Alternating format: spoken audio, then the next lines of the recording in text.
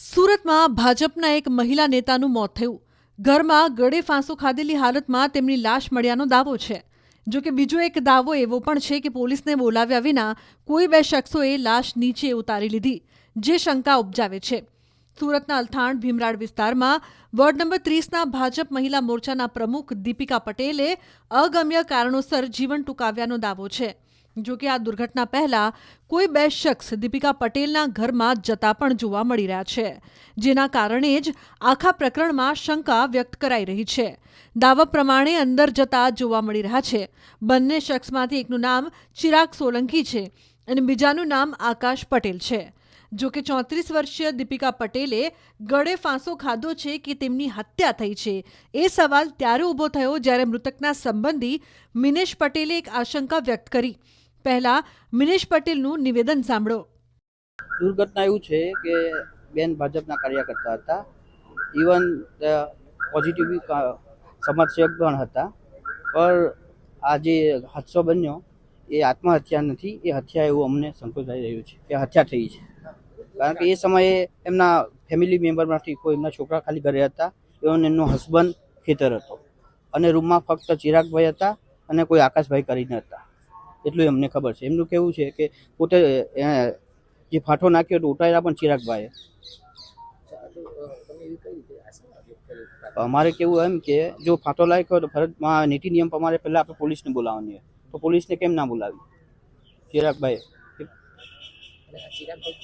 ચિરાગભાઈ corporator છે Sachin area.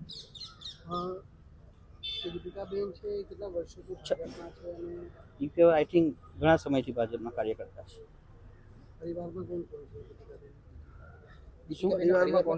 પરિવારમાં એમના હસબન્ડ છે, એમના સસરા છે, એમની કઝિન સિસ્ટર છે, બધા જ છે. મતલબ અમને માંગ એક જ છે કે ન્યાય મળવો જોઈએ, સાચું હોય તે આવવું જોઈએ. આમાં મૃતક દીપિકા પટેલને સંતાનોમાં 2 દીકરા અને 1 દીકરી છે. દીપિકા પટેલના મોતના સમાચારથી સ્થાનિક નેતાઓ, કોર્પોરેટર તથા કાર્યકરો નવી સિવિલ હોસ્પિટલ પહોંચ્યા અને ઘટના શું છે જાણવાનો પ્રયાસ કર્યો. પોલીસ દ્વારા મહિલાના મૃતદેહને પોસ્ટમોર્ટમ અર્થે સિવિલ હોસ્પિટલ ખસેડવામાં આવ્યો હતો. આ દરમિયાન પોસ્ટમોર્ટમ રૂમ પર પહોંચતા જ મહિલાનો પતિ ભાંગી પડ્યો હતો. જો કે મૃતકના પરિવારજનો દ્વારા ફોરેન્સિક પોસ્ટમોર્ટમની માંગ કરવામાં આવી રહી છે. પરિવારજનોએ હત્યાની આશંકા વ્યક્ત કરી છે. મૃતકના સંબંધીના દાવા પ્રમાણે કહેવામાં આવી રહ્યું છે કે દીપિકા પટેલે ફાંસો ખાધો હતો, પણ ત્યાં કોઈ દોરડું કે કોઈ પણ દુપટ્ટો ન હતો. પરિવારજનોમાંથી તેમના બાળકો ઘરે હતા, તેમના પતિ ખેતરે હતા. રૂમમાં માત્ર ચિરાગ અને અન્ય એક શખ્સ આકાશ કરીને હાજર હતો. એવામાં ખરેખર ઘટના શું હતી તે અંગે હજુ કંઈ જ કહેવું મુશ્કેલ છે. સંબંધીની વાત પ્રમાણે સવાલ ઉઠવા સ્વાભાવિક છે, કારણ કે જો કોઈ આપઘાત કર્યો હોય તો સૌથી પહેલા પોલીસ અને પરિવારને જાણ કરવાની હોય છે. પરંતુ અહીં તો દાવો એવો કરાઈ રહ્યો છે કે મૃતદેહ ચિરાગ અને આકાશે જ નીચે ઉતાર્યો છે. એવામાં મોતનું રહસ્ય ખૂબ ઘેરાયું છે. બોડી કોણે ઉતારી? પોલીસને જાણ કરીને અહીંયા સિવિલ પર લાવ્યા છે. ડોક્ટર આવ્યા કે ન જાણ કરી?